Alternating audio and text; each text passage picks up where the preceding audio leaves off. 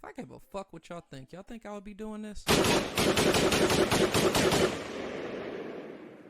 Welcome to the FMFU podcast, the podcast that's from me, for us. Vulgar but true, real and never fake. I'm your host, Reese, and I've got a lot of shit on my mind today, so let's get into it.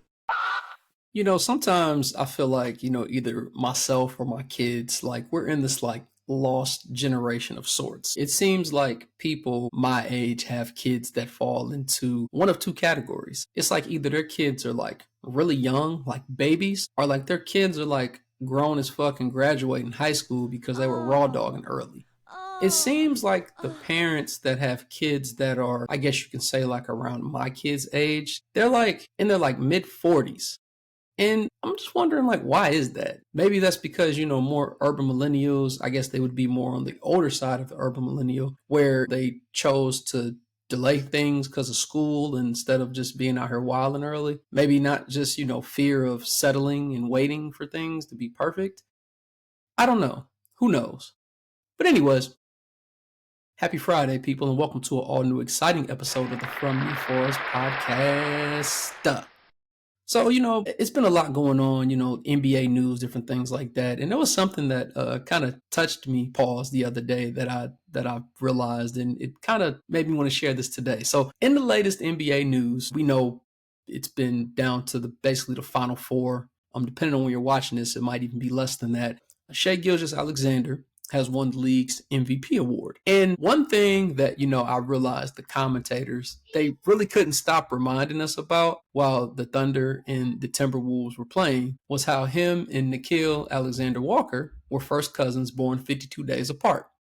Now, even though they both have Alexander in their name, I wouldn't have automatically assumed that they were related. That's like assuming anybody with the last name Brown is related or Smith or anything like that. But they are in fact cousins, even though one has the Alexander name first and the other has the Alexander name second. So, this made me think to myself at the time when I was hearing about this, how exactly are they first cousins? So prior to getting confirmation from the broadcast, I correctly concluded that Shai's Alexander name came from his dad and Nickeil's came from his mom, which I guess that makes sense because Nickeil's Alexander is first and Shai's is second. Because of this, this really just honestly reinforced the conclusion that I fucking hate double last names. First of all, hearing Shai Gilgeous-Alexander, I'm gonna be all the way honest with you. I used to think the nigga's first name was Shai Gilgeous. For the longest, I thought this nigga's name was Shai Gilgeous, and I had no idea that Gilgeous was one of his last names. I thought it was some type of foreign name because they're from Toronto, so his name was Shai Gilgeous, and they called him Shai for short. Especially the way they pronounce it on the broadcast, they'd be like Shai Gilgeous-Alexander. I thought the nigga's name was Shai Gilgeous, but no, it's Shai Gilgeous-Alexander. I mean, it's like Karl Anthony Towns. Karl Anthony is this nigga's first name. You would think this nigga's first name is Carl and his last name is Anthony Towns. But nah, niggas want to throw on some double first name confusing shit. I think that shit is crazy as fuck. But anyways, yes, admittedly so. My ignorant ass, I thought Shai Gilgeous was the nigga's first name. Not Shai, insert middle name, Gilgeous-Alexander. But because this was constantly being brought up in the broadcast, it got me to thinking, down my own rabbit hole. So Nickeil Alexander-Walker, and you might not know him as much if you're not a super basketball fan, but he plays for the Timberwolves. That's, of course, like we said, his first cousin, born 52 days apart. So his mother held on to the Alexander portion of her last name because I'm assuming that is, the name that she was born with from her, and I would be assuming Shai's father's parents, right? So it got me thinking, though, if she's holding on to that name and then the Walker part is her husband or baby father's name, I'm going to assume they're married. Let's just say her husband. It got me thinking, how long does this long name shit go on for? Especially for a woman. For example, if my daughter, if her name was Madison Taft Brown, if she got married but wanted to keep her hyphenated last name to honor both of her parents, would she then be Madison Taft Brown Johnson? Or would she just throw the double names away and just take the last name Johnson? But wouldn't that just go against what the mother wanted in the first place because she chose to keep both names and ultimately pass them on to her daughter? I don't know, man. Shit is just way too fucking complicated for me. But this just goes to show that for me personally, I like to keep it real simple. We hope that fathers are always around for their kids, and if they are, married or not, them kids should probably have their daddy's last name. Simple. If he isn't, then it could be in the best interest to give the child the mama's last name, but everybody has their own choice. But for me, you get one first name, one middle name, one last name. All this double first name or two middle name or apostrophes randomly being thrown after the A where they don't belong shit y'all be doing, not really my speed. Because if a nigga like me is confused, you know damn well them pasties gonna be confused when you drop your son off at camp and the teacher keep calling him Carl Anthony. But then again, they are used to names like Mary Jo and Elizabeth Ann and shit. So, maybe I don't know what the fuck I'm talking about. I'm gonna just conclude all this by just saying, do you, boo? So sometime last week, I saw an Instagram post, and I think it was a video of maybe the lawyer or the bodyguard saying that they did not witness Tory Lanez shoot Megan. It's a real sensitive topic here, and this is a topic that has definitely sparked a lot of conversation amongst the internet. And the internet is very, very divided on this. And not even just regular folks, but celebrities, I feel like, are picking sides as well. It's unfortunate because a day or so prior to this statement being made, Tory was stabbed like 14 times in prison. So I'm not Mr. Conspiracy Theorist here, but it is just weird how that happens. And then, like, the next day, there's someone making an announcement saying that they didn't see him shoot her. So, like, the argument, or at least one of them, at least for, hey, well, he's guilty and he deserves to be in jail, is that he wasn't charged with the shooting. I believe he was charged with like illegal gun possession. And, you're not a U.S. citizen or a resident of California. You can't have a firearm like that. And you also can't be handling a firearm while you're intoxicated either. That's against the law in mostly like every state. But like, even if we want to look at it just from the court of public opinion, this situation to me has always been a little off. I mean, whether it's the gunpowder not on the hand or the lack of DNA on the weapon or whatever. And just really the way everything panned out, like even listening to that last album he did in prison, I don't know, man. I know we want to like protect Black women and believe Black women, but I mean, sometimes I just feel like we're at a point where even if you start to see certain patterns of things, and even if somebody maybe have been telling some lies before, it's like we can't even call any of that out. I mean, there's been plenty of examples. I mean, the best example was when her ex was saying how she was lying about fucking niggas in the industry. And even in the Gail doc where it was like, oh, I think I had sex once or twice, or the Gail interview, I should say, and then go back saying during the doc, oh, I told her maybe once or twice, but I ain't learned my business. It's like, yeah, but that was an honest conversation and an open time to have that honest conversation, and you just didn't want to speak on it. That's just kind of weird. So it's just like, if we ignore the suspicious stuff and criticize, I guess more so I should say, if we criticize based on what something that's right in our face, we're supposed to just like ignore it, it seems like, by the masses. I mean, like the Angel Reese stuff, like people criticizing her because it looked like she's missing shots on purpose and getting her own rebounds for stat padding. If you make like one comment criticizing her game, it's like they're saying, oh, well, you're saying fuck Black women. I don't really like that. I know it's very sensitive and we have to watch permanent accusations that we're making of things. But sometimes we just got to understand that whether it's this situation or any other situation, bitches be lying. And I think some of y'all get so mesmerized by the looks of a person, we just want to throw out any and every way that they behave or just ignore the fact of how they truly could be, even if sometimes there's certain evidence right in your face. And that doesn't even got to deal with this case in particular. That's just some life shit. That's part of pretty privilege. And it's very much unfortunate because it be a lot of these bitches that be lying. A lot of these pretty hoes be lying. Let's put it that way. But at the end of the day, I'm not a judge, jury, or lawyer, or anybody who knows all this information, or any of these facts. I didn't do forensics to have a proper conclusion about anything.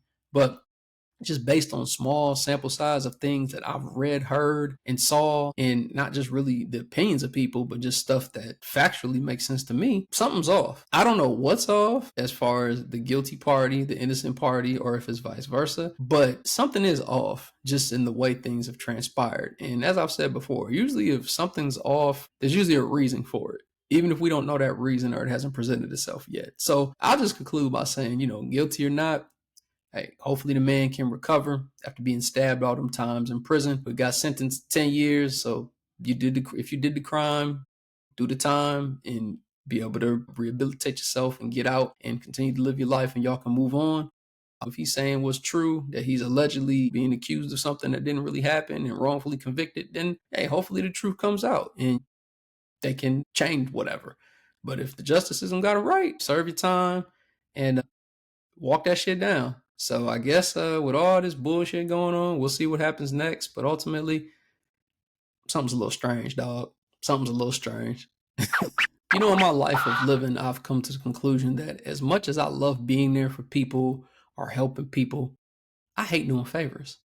And like the reason I hate doing favors is because anytime I get asked to do a favor, it's never as quick and simple as you would originally think it's supposed to be. Like hindsight, it sounds simple, should be a quick 1-2, but it always turns into a 1-2-3-4-5-6. Or if not all them steps, that one just takes way longer than you would think. Man, I think this shit even goes back to fucking high school, man. Like I remember homecoming night, my junior year, I was driving and I was legit just about to make a right turn to go home, right?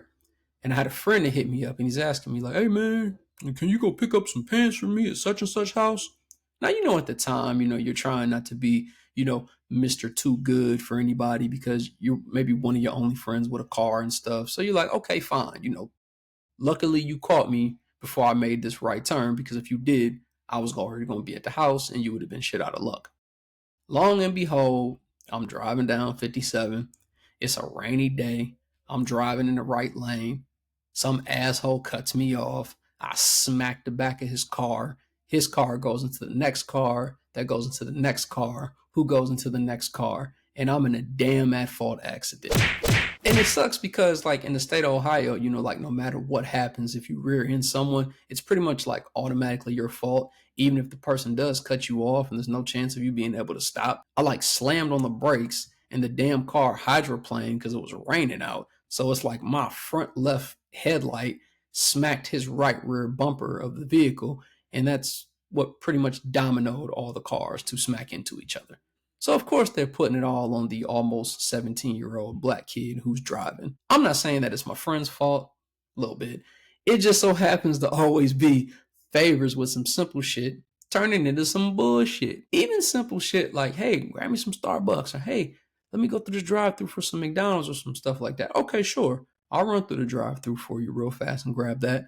But why does the damn drive-through take like 20, 30 fucking minutes, knowing that I'm trying to hurry up and get back home to either get back on the game or catch the basketball game or whatever the hell I'm trying to get back to doing? It just never fails. So unless it's a situation where it's something that I just wholeheartedly volunteer or want to do, that's the only time it really works out in my favor, and it's pretty simplistic. If it's something I get asked to do and I really don't feel like it, or I know that it's probably not going to work out, because, maybe I don't necessarily have the proof of why this is going to take all fucking day, but I just feel it in my bones that it's going to take all day. Yeah, I don't want to do that shit. One thing I think that gets overlooked in this life of ours is that we don't show as much love and appreciation to the successful women out there. We usually group all women together regardless of monetary status because a lot of women are mothers, caretakers, anything else you can include. So we want them all to feel special because you all are. But sometimes there's just nothing more appealing than a woman who is just really on her motherfucking shit. And I'm not just talking about a bitch with a job, because most of y'all bitches got jobs. I'm talking about the ones who really handle that shit, making good money, driving the nice ass cars, able to buy their own cribs. That shit is phenomenal. And as a man who by nature is instinctively a caregiver and a provider, stuff like that makes us as men feel like we're in a safe space, especially if the other characteristics of what you're looking for in a woman exist already in that said person. So like, for starters, as men, we're always on edge thinking about, oh, what can I do next? Oh, I got to be able to do this. I got to be able to survive, take care of the family. Everybody eats B, all that shit. But like, if you have somebody who's really holding that shit down and getting to it, ain't gonna really feel as much on edge and really be maybe always in your brain and your mind and thinking like that of like, what do I always need to do to be in this position? Like the aggressiveness of a man being that is always still going to be there, and you're naturally going to gravitate towards that if you are somebody who handles your business. But you won't have to be as on edge maybe as much because, if shit did hit the fan, the Range Rover house owning shorty probably going to have your back if shit gets bleak. But, in most situations, this doesn't happen. It's kind of like that, I always forget the name, that Tyler Perry movie, the one with Taraji P, where, she was college sweetheart. He had this crazy invention idea and the company wanted to lowball him for it. And he said, like, nah, this shit's worth like way fucking more. But then her family was telling her how much he needed to sell it for, or eventually he needed to get a job with the family business or whatever. Ultimately, once they split and when he got reconnected with someone else, they were able to make a deal for millions. He broke the ex-girlfriend off some cash for all the years for holding him down. And of course, because of that, she wanted to swing back his way. If his, at the time, current woman, who ended up actually being the ex he had to get the money to, was super on her shit, there wouldn't have been as much pressure from outside family members on old boy to make it happen with this invention and sell it for lowball money and all that. No pressure for her, no pressure from the family. But he still probably would have put himself under that pressure to make it shake because he was motivated. But there just wouldn't have been a lot of messy outside noise and bullshit that ultimately tanked their relationship. So, really, I'm just kind of rambling. Just a random fucking thought, as everything is always a random fucking thought. But I just want to go on and say, hey, shout out to all the women out there handling their business. The six-figure punchers, the Porsche truck, Range Rover, Beamer drivers, the house owners, the investors. I don't think y'all get enough quote unquote woman credit for being on your shit. But let's just make sure y'all still getting the same type of credit as all the others do. So if nobody hasn't told y'all, I'm telling you. Salute to y'all. It's the FMFU podcast, bitch.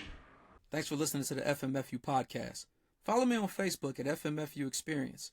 I'm also on Twitter, Instagram, TikTok, and YouTube at FMFU_experience.